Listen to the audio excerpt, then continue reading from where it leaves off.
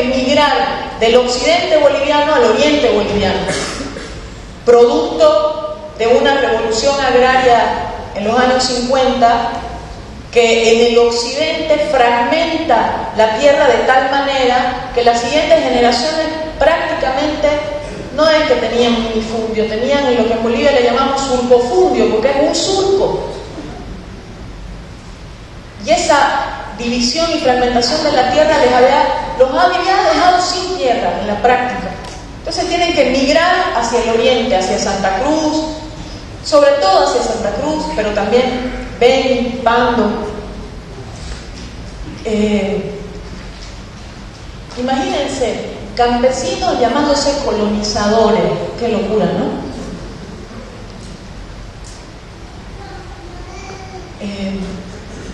Y todas esas organizaciones luchando cada una de ellas fundamentalmente por lo mismo, en esencia por lo mismo, por tierra y territorio. Pero entre ellos también había contradicciones. Les voy a contar unita, lo anuncié hace 15 minutos, pero necesitaba aclarar todas estas cosas antes de explicar esto. Colonizadores y pueblos indígenas, colonizadores y SIDOP. La SIDOP, en sus reivindicaciones, en su reivindicación de lo colectivo, de la tierra colectiva, que es el territorio, y que no implica solo tierra, implica lo que está por encima y lo que está por debajo. Esa era la concepción. El territorio es un concepto integral, no solamente la tierra para el cultivo. Peleando por autogobernarse en ese su territorio histórico, del que fueron parte antes que lleguen los españoles. Y por otro lado, los colonizadores batallando por un pedazo de tierra para producir alimento, pero propietarios individuales de la tierra. Y entonces parecía que nunca se iban a poder poner de acuerdo colonizadores y pueblos indígenas, porque la concepción de los pueblos indígenas era de propiedad colectiva de la tierra y los colonizadores eran de propiedad individual. Pero fue mágico, maravilloso ver ampliados muy grandes de compañeros colonizadores debatiendo el tema de la tierra y definiendo que estratégicamente, aunque ellos eran propietarios individuales, la distribución de la tierra tenía que ser colectiva. Porque si no, ellos estaban expuestos también a que vengan los lobos y porque no pagó un crédito le puedan quitar la tierra, porque no pagó el crédito a tiempo le quitan la tierra, y entonces encuentran un norte común.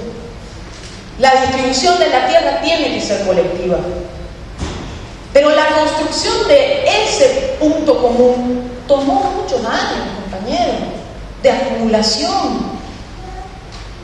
No fue un ampliado, no fue un congreso de los colonizadores donde, bueno. Y esa alianza, esa conformación de esa alianza que fue en su momento el Pacto de Unidad, es lo que se va a convertir luego en el sujeto constituyente. Ese sujeto constituyente que va tejiendo entre esas organizaciones sus puntos en común, pero que en cada una de sus movilizaciones, por ejemplo, en las marchas indígenas de los 90 y marchas indígenas posteriores hacia la ciudad de La Paz, los indígenas decían: nosotros queremos tener nuestro territorio y gobernarnos en ese territorio. No, eso no existe en la Constitución, compañeros. Lo máximo que les podemos dar son TCO, tierras comunitarias de origen. Ya, les titulamos su tierra como tierra colectiva. Pero autogobernarse ahí, no se puede, no está en la Constitución. Autonomía indígena, no. Imposible, no existe, no está en la Constitución. Entonces, en cada una de sus propuestas, ¿cuál era el límite de la Constitución? No, no se puede porque no está en la Constitución, no se puede porque no está en la Constitución. Entonces, empieza a surgir la necesidad de la modificación de la Constitución. Pero ¿saben qué? Inmediatamente la derecha articula una propuesta de modificación de la Constitución. Modificación parcial, por supuesto, con límites clarísimos para que no nos pasemos ni un milímetro de la raya. Pero las articulaciones de estas organizaciones, este sujeto constituyente, fue acumulando fuerza, fue acumulando alianzas, fue acumulando posibilidades. Y la crisis, mientras tanto, del Estado se iba profundizando cada vez más. Entonces teníamos una sociedad civil que cada vez más articulada y un Estado cada vez más destruido, hecho añicos, más débil. Entonces,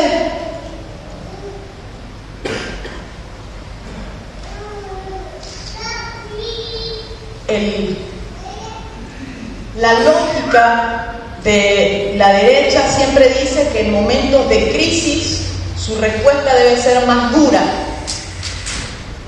contra la posibilidad de los subvertores del orden establecido. ¿Y quién teníamos de presidente en 2000? Gonzalo Sánchez de Lozada, el neoliberal más secante de todo el proceso neoliberal, el que hacía su campaña, diseñaba sus campañas en Estados Unidos. No, ¿qué voy a diseñar mi campaña con bolivianos? ¿Qué saben? El que pronunciaba la E, ¿se acuerdan, no? Que no podía ni pronunciar la E. Ese hombre era el presidente. Y entonces, ante la posibilidad de movilización que hace el 2002, impuestazo. Ya no solamente a los trabajadores les vamos a quitar sus pensiones, vamos a privatizar todas las empresas fundamentales del Estado. No, ahora al bolsillo del trabajador, ahí nos vamos a meter. A nombre de salvar la patria, además, ¿no? Y es entonces cuando empieza a cuajar la necesidad ya no de hacer una reforma parcial de la Constitución, de hacer una asamblea constituyente que no haga una reforma parcial, que refunde ese Estado, refundar un Estado que esté hecho a la medida de esas realidades.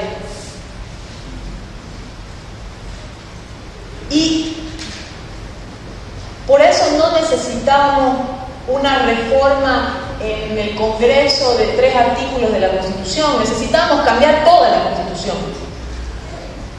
Necesitamos que sea un resultado de un pacto social real, no un pacto social artificial.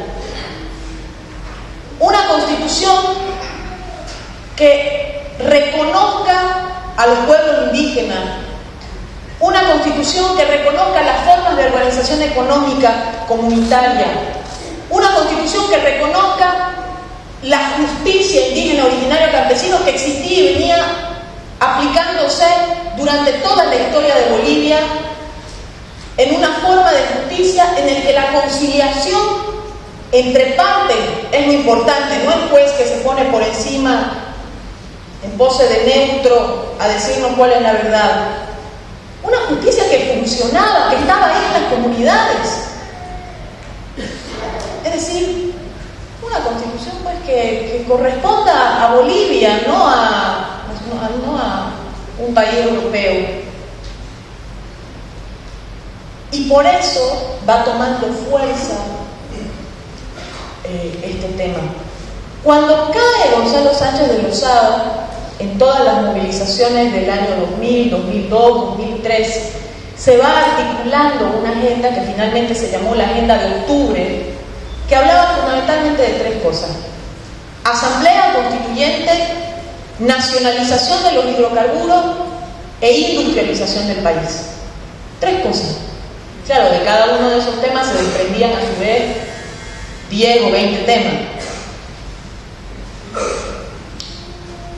Y entonces esa agenda de octubre se convierte en la agenda estratégica de de ese sujeto constituyente que lo constituían organizaciones indígenas, campesinas, originarias.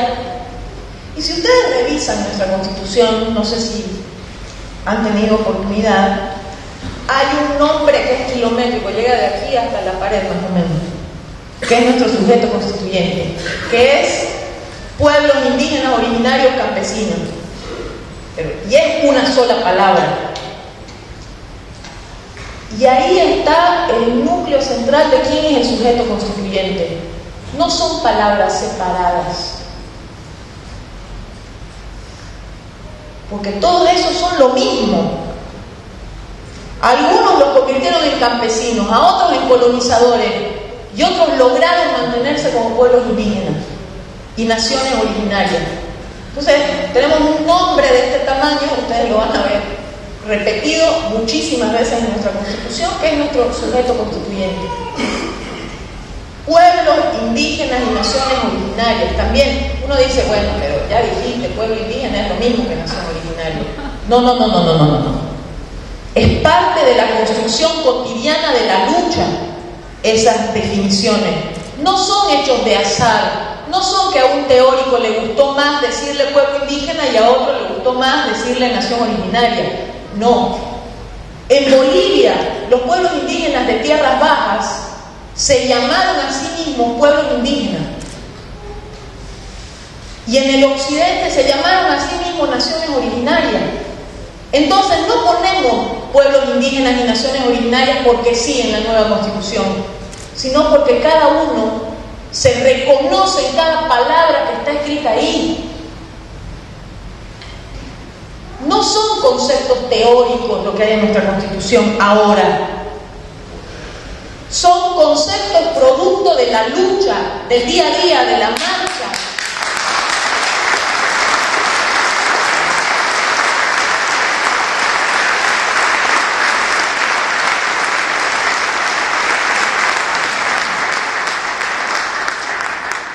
No tenemos esa palabra kilométrica en la Constitución porque nos gusta complicarnos la vida.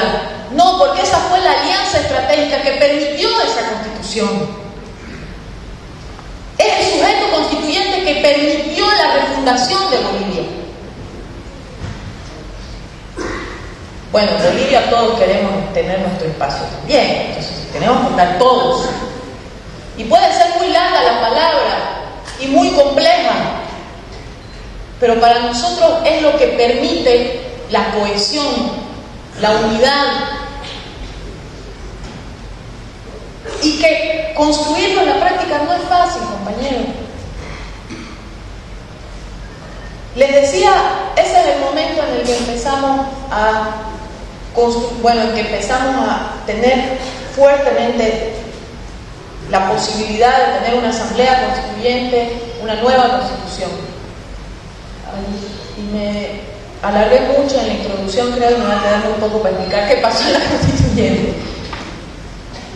La primera, luego de la caída de Boni, queda su vicepresidente Mesa gobernando,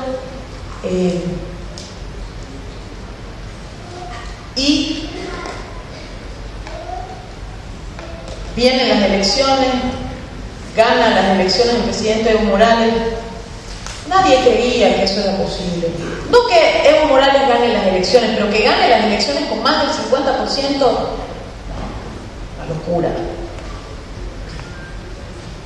Y la primera cosa que hace, dos cosas instantáneamente hace el presidente, casi instantáneamente: convocar a la Asamblea Constituyente, a elecciones para Asamblea Constituyente, y nacionalizar los hidrocarburos. Es decir, cumplir la agenda de octubre que les hablaba hace un rato. Bueno, lo de la industrialización no se puede hacer instantáneamente, obviamente. Cuando se convoca esa asamblea constituyente, a esas elecciones, la ansiedad era tan grande del pueblo boliviano por participar, compañeros, compañeras, que todo el mundo estaba organizado. La trabajadora del hogar, el minero, el campesino, la trabajadora universitaria, los compañeros que tienen sus puestos de kioscos de dulces en la calle, estaban ahí y querían ser parte de esa constituyente. Todos, todas. En las plazas, los domingos, la gente se sentaba a discutir qué justicia quería, qué Estado quería. Era una época tan deliciosa de vivir, porque todo podía ponerse en cuestión. Nada estaba atornillado como en nuestras estructuras estatales solía estar. Todo se podía cambiar. Todo.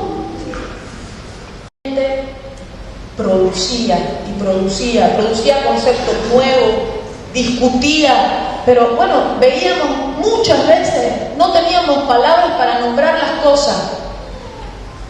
Y teníamos que inventar las palabras para nombrar las cosas. Pero la primera etapa de la Asamblea Constituyente, ¿cuál fue el primer freno que puso la oposición, los conservadores? No, ya está bien. Esta es la Asamblea Constituyente, vamos a redactar una nueva constitución, pero no es una Asamblea Constituyente originaria, es decir, nos querían poner en la cortapisa de hay algunos temitas que podemos discutir, pero lo demás no. ¿Y cuál fue nuestra primera batalla? Decir, esta es una asamblea constituyente originaria, no porque esté compuesta por pueblos indígenas originarios exclusivamente, originaria porque puede destrozar todo y rediseñar todo. Ganamos esa batalla. Segunda batalla, no, aquí en la Asamblea Constituyente las decisiones se tienen que tomar por 2/3. ¿Por qué? Porque el MAS tenía mayoría, pero no tenía 2/3 en la Asamblea. Y entonces ellos querían volver a la lógica del pacto, de transar. Y ellos pensaban que nosotros íbamos a transar con ellos la posibilidad de refundar el país. Y no lo hicimos. Y hubo mucha violencia en ese momento en nuestro país. En Sucre, a nuestras compañeras de pollera, a la presidenta de la Asamblea Constituyente, cuando pasaba por la plaza de Chuquisaca, la escupían. ¿Por qué? Porque era una indígena de pollera y mujer. ¡Qué pecado! Todos los pecados juntos. Fue un momento muy violento, de choque muy violento en lo cotidiano, en lo concreto. A nuestros constituyentes no les querían alquilar cuartos para que vivan en la ciudad de Sucre. A nuestros constituyentes no les querían servir un plato de comida en los restaurantes de Sucre. ¿Por qué? Porque eran indios. En una sociedad tan conservadora. Claro, mucha gente cuando el presidente Evo Morales dice a nuestros antepasados no los dejaban pasar por la plaza, puede sonar que eso era hace 1000 años, pero eso pasó en 2006, en 2007, en nuestro Sucre. Ustedes han debido ver el documental en el que desvisten campesinos y les hacen gritar que no son masistas, que muera Evo Morales, y los pegan, los hacen sangrar. Esa era la sociedad que teníamos y que todavía estamos tratando de reconstruir. Fue un momento de mucha tensión la Asamblea Constituyente. Nosotros logramos vencer esa segunda gran batalla que nos quisieron poner de 2/3 o mayoría absoluta. Nosotros impusimos mayoría absoluta. Pero de ahí vino una tercera, que nosotros dijimos, ay, no puede ser, la sacaron de la galera. Pero no es que la sacaron de la galera, es que tenía que ver con las heridas históricas no resueltas. ¿Cuál va a ser la capital del país? Y entonces Sucre empieza a jalar capitalía plena, ya no dividida, capital histórica Sucre, sede de gobierno La Paz.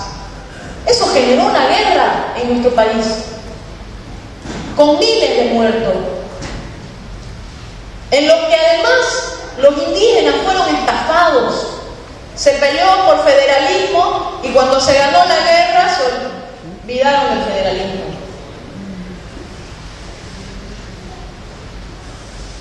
Y jalan ese tema. Miren ustedes la habilidad. Agarran cada uno de los temas que estaban al centro de las heridas históricas que nombré antes y meten el dedo para asusar a la gente en contra del presidente Evo Morales, en contra del proceso de cambio, en contra de la Asamblea Constituyente. Pero bueno, escapando nuestros constituyentes de noche por caminos de herradura, llegando apenas a la ciudad de Oruro, sin saber qué suerte iban a correr, logran aprobar una nueva constitución. ¿Y saben qué era lo potente de esa constitución? Que no la habían discutido 3 expertos encerrados en su laboratorio.